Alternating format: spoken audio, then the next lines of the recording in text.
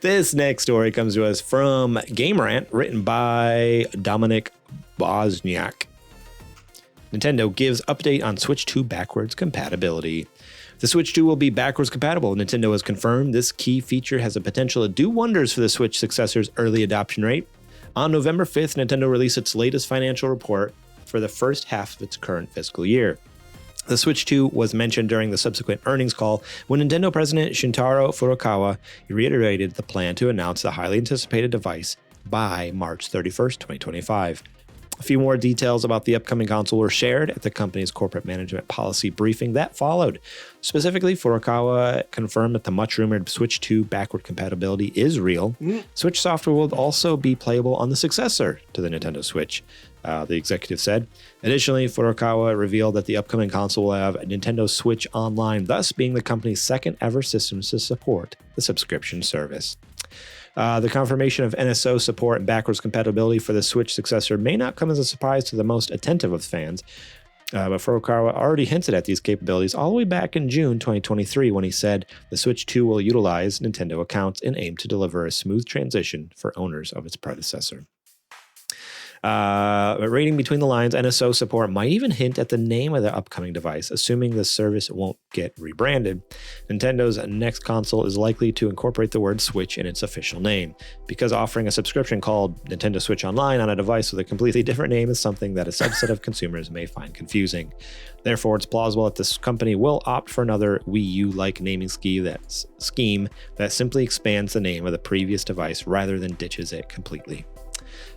Such a moniker would align with Nintendo's stated goal of delivering the next Switch, which Furukawa said was the aim back in May 2024. Ditto for the newly confirmed backwards compatibility support. Given the massive library of Switch games spanning over 11,700 titles, this feature will ensure that the upcoming console has access to a gigantic launch lineup.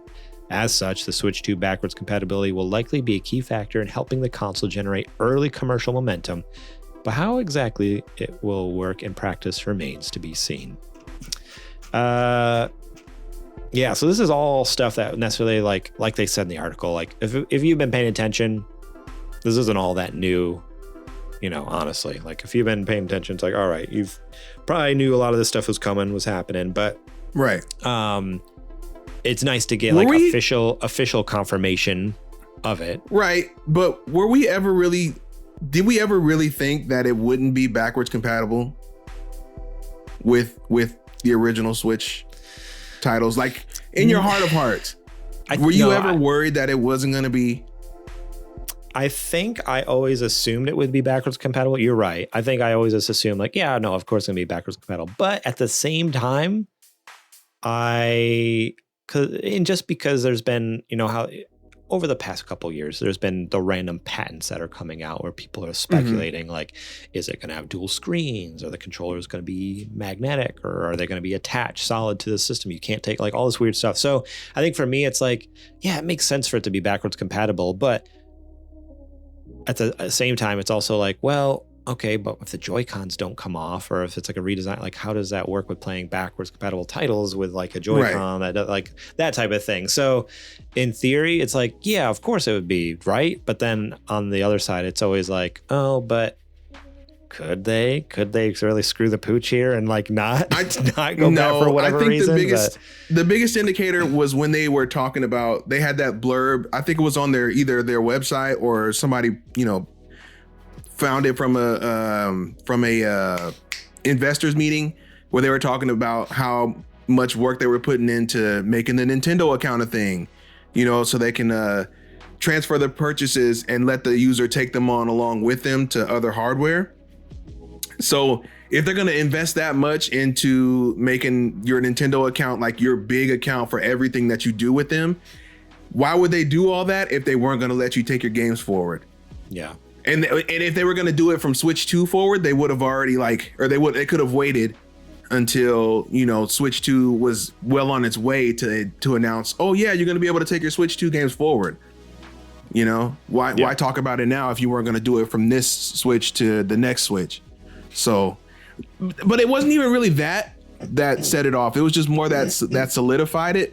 I just couldn't see Nintendo having the library that they have with the Switch and then just letting it stay there.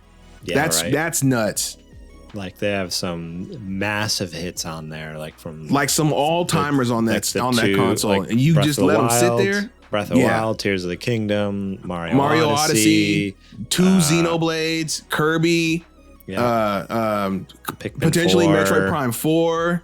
Metroid Prime 4. Yeah, it's like there's some heavy hitters over there. It'd be wild of them to just be like, yep, bye-bye.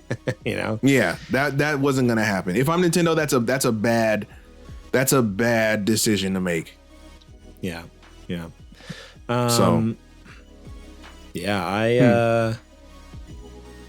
Not surprising, but it also, I'm glad to have the confirmation just to put my mind at ease. Because again, like that, you know, it's, again, in theory, I always just assumed like, yeah, of course, I believed it in my heart of hearts. Like, yeah, it's going to be backwards compatible, but there's always that little tinge like, man, what if it's just gone? Like, granted, just because my library's gone doesn't mean I can't play it.